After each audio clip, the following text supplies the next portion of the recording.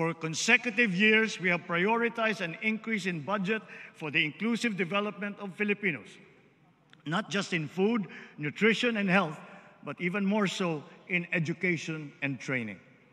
Recent assessments have revealed the poor reality that more than half of our grades 6, 10, and 12 students have failed to reach the ideal proficiency levels, faring low in information literacy, problem solving, and critical thinking skills.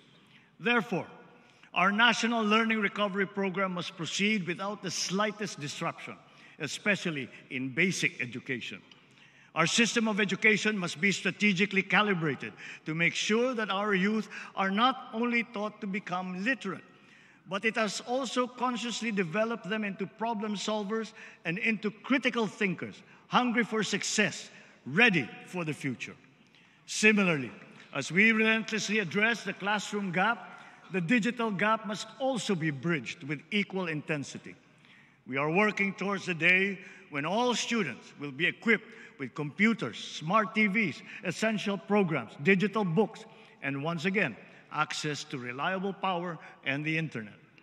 Digitalization and solar-powered electricity must now become the standard features in our schools and in our classrooms.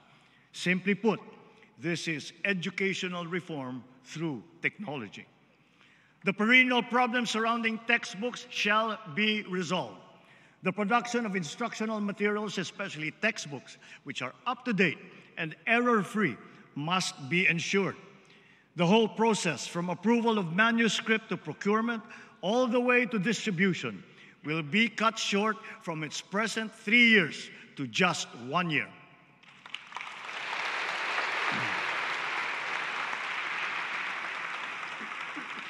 Ito ngayon ang magiging hamon sa ating bagong kalihim, na tiyakin ang pagbangon at pagtaas ng kalidad ng edukasyon sa bansa